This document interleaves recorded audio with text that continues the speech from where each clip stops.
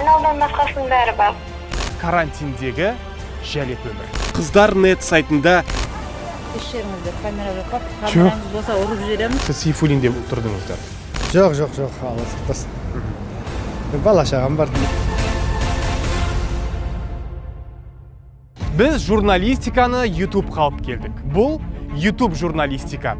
Менің аты жөнім Данияр Есен, Рейтинг KZ каналы. Біздің бүгінгі журналистік зерттеуіміздің тақырыбы карантиндегі жәлеп өмір. По-вашему, я шлюха? Мы все шлюхи, Грейс. Только торгуем разными частями тела. Біз әрқайсымыз денеміздің әрбір мүшесін сатамыз. Тән саудалау ықылым заманнан келе жатқан көне кәсіптің бірі. Жөлекшелік болып жатыр, бола да бермек. Біз тек оны байқамауға тырысамыз. Айналамызда болып жатса да көзімізді жұмып қараймыз. Ертең ауру асқынған кезде ғана біреуді кінәлаймыз. Миллион тұрғыны бар елордамызда секс-индустрия күннен күнге қарқынды дамып келеді. Бұрындары астаналық жезөкшелер көшеде, көктем, дәулет дүкендерінің алдында, теміржол вокзалының жанында тұрса, қазір интернет дамыған заманда олардың қарасы көшеде азайған. Мен қазір ескі теміржол вокзалының алдында тұрмын. Енді карантинге байланысты теміржол вокзалы әзірге жабық. Бұрын осы жерде квартира береміз дейтін адамдар жүретін. Олар сонымен қатар қыздардың қызметінде ұсынатын. Қазір олар жоқ, бірақ мен жаңа мына жерден 500 метр жерден әлгі адамдарды көрдім. Неке, олар ана жерде тұр.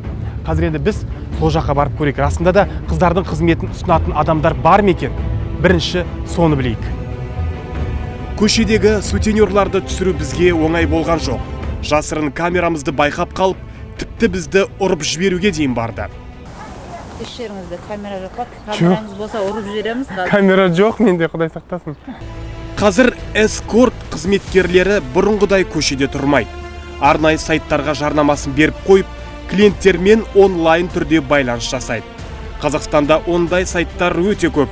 Друг вокруг, Тиндер, Баду интернет қосымшаларында, қыздар нет сайтында тек жеңіл жүрісті қыздар отырады. Сонымен карантинде жеңіл жүрісті қыздар жұмыс істей ме екен?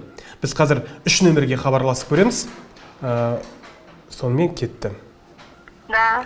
Алло, саламатсыз ба? Саламат. Мен қыздар нет бойынша хабарласып тұрған едім сізге. Аха. Сіздің атыңыз кім? Асема. Әсем, қазір қолыңыз бос па? Қазір барсам бола ма сізге? Иә. Қай райондасыз? Кенесары Иманбаева, да? Бағалары қандай? Мына жерде жазып тұр, бірақ өзіңіз айтсаңыз. 13 мың сағаты. Сағаты 13 мың, да? Ол жаққа не кіреді?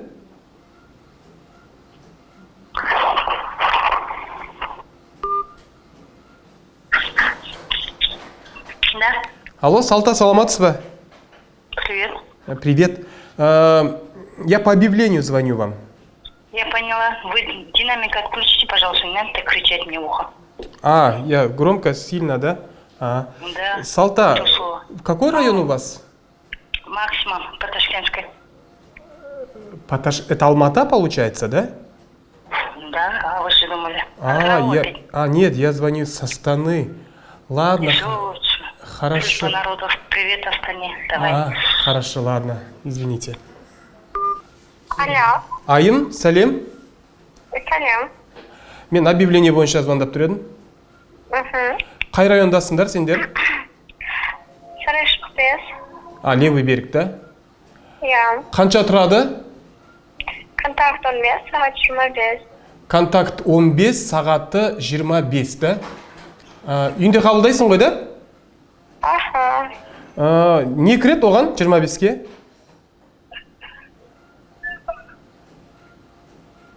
Аналдан басқасының бәрі бар. Хорошо. Жарайды, қазір барсам бола ма? Қазір барсам бола ма? Әрине. Мен звондаймын қазір, сол районға шыққанда. Аха. Ладно, давай, пока. Біз объявление бойынша звондап тұр едік, саунаға келесің бе? Сіздер қай саунадасыздар? Біз анау не жақтамыз, Юго-Восток. Не, қанша болады саунаға келу бағасы? Негізі бұйыр менде 35 қой, 30. 30-35, да? Да. Екі жігіт болса? На час па? Иә, 1 сағатқа. Бір контакты, да? Ау? По одной контакты, да? Иә. 30 мың бол ма? 30 мың, да? Давай мен саған кейін хабарласайын, е? Қазір ақылдасайын. Хорошо. Можно ко мне приехать? Үйге келсеңіз де болады. Үй қанша? И негізі 30 мың, ладно, сейчас скидка сделаю, могу. Қанша скидка болады? 25 пойдет? 25, да? Давай мен саған қазір звондайын, если что, хорошо? Или вот так можно тоже, по 15, екі қыз болсаңыздар да болады, по одной контакты. Подружкаң, да? Да. Давай мен саған звондайыншы қазір, потому что мен досыммен ақылдасып алайын. Аха, жарайды. Давай, хорошо, рахмет. Қазір жеңіл жүрісті қыздар сайттарда өздерін басқаша жарнамалайды. Боди массаж жасайым деген хабарландырулардан көз сүрінеді. Мұндай массаж түрі тәнін саудалау. Алматыда массаж салондарында болған оқиға әлеуметтік желілерде тез тарап кетті. Массаж жасатамын деп келген полиция қызметкеріне сондағы қыздар интим қызмет ұсынған. Мұндай қызметке ақша төлемейтін айтқанда, салондағылар полициядағы жігітті бір бұрышқа тығып ұруға дейін барған.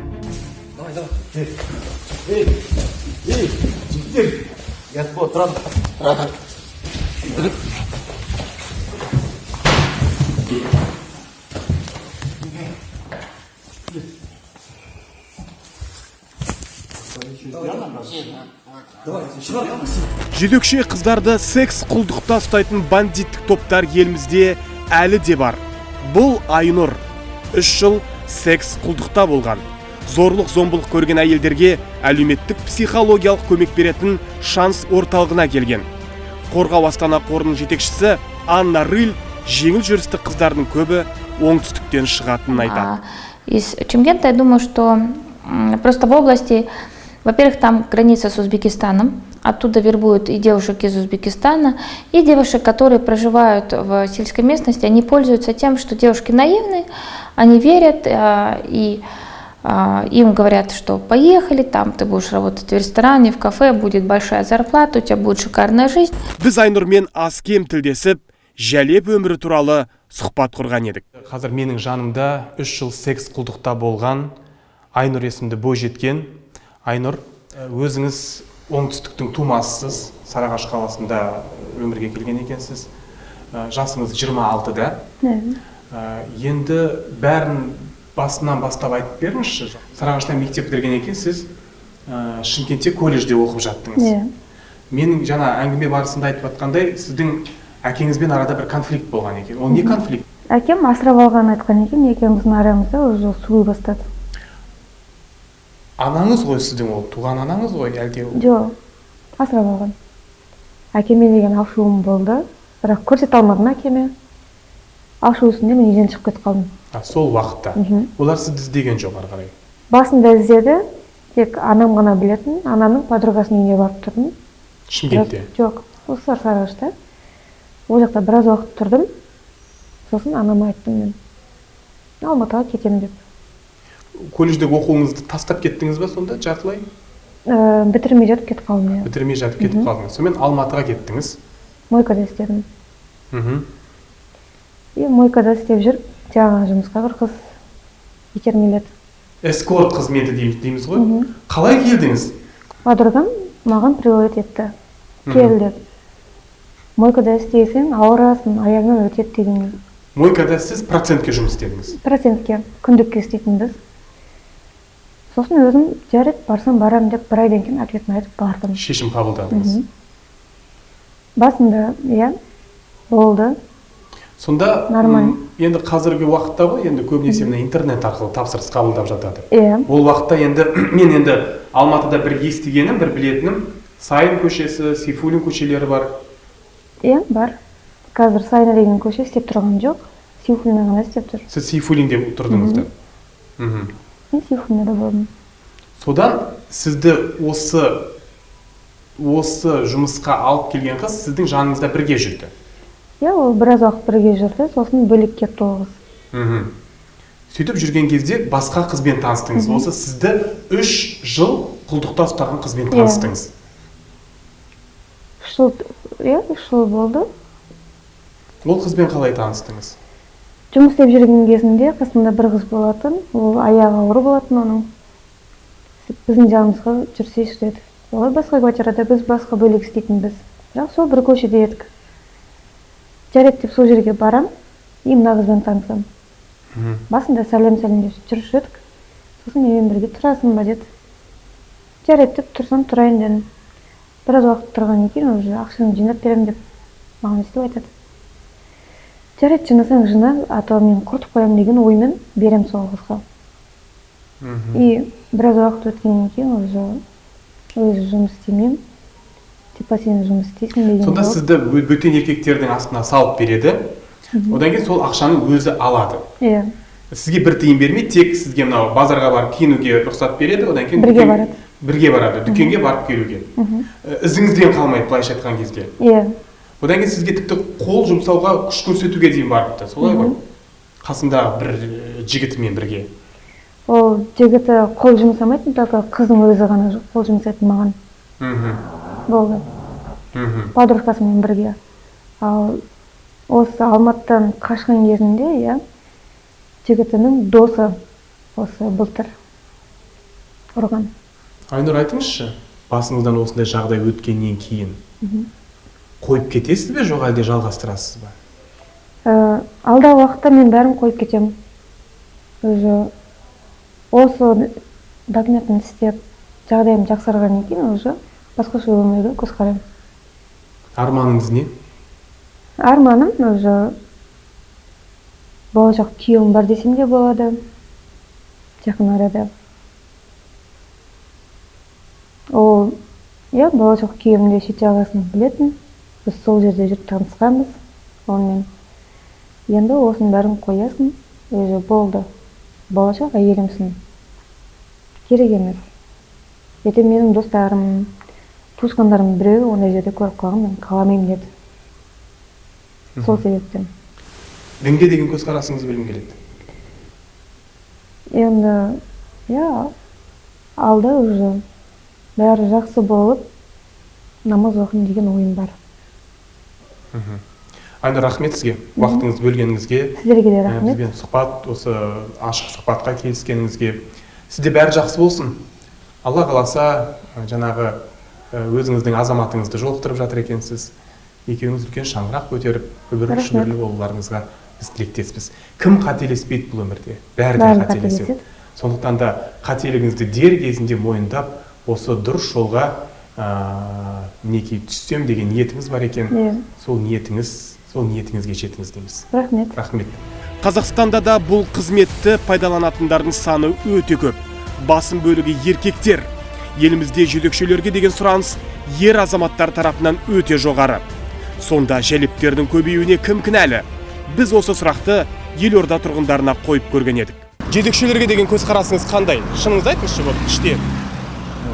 Керек емес Қазақстанға. Вообще адамзатқа ондай нәрсе керек емес деп санаймын мен. Енді қараңыз, солардың қызметіне деген сұраныс бар, е? Еркектер оларды ақшаға сатып алады. Демек, бұған кінәлі кім болып тұр, жалпы жезөкшелердің көбеюіне? Еркек адамдарға да кінәлі оларды сатып алатындарына. Бәріне кім кінәлі болғанда жұмыссыздық, ақшаның жоқтығы. Қыз балалар бұл жерге үлкен қалаларға келеді. Енді қиналғаннан кейін сондайға барады. Жезөкшелердің көбеюіне кім кінәлі? Қоғам ба, адам ба, еркек пе? Бірінші ма еркек болады. Ең алдымен кінәлі болады. Өзіміз ғой білдіреміз соның бәрін. Оны жезөкшелікке не барады? Қыз балалар болып не үшін ақша табуға барады? Ата-анасының қиыншылығына бұл сол үшін барады. Өміріңізде ондай қызметті пайдаланып көрдіңіз бе? Жоқ, Алла сақтасын. Бала шағам бар деймін. Жас кезіңізде? Жоқ, ондай нәрсеге араласпаймын.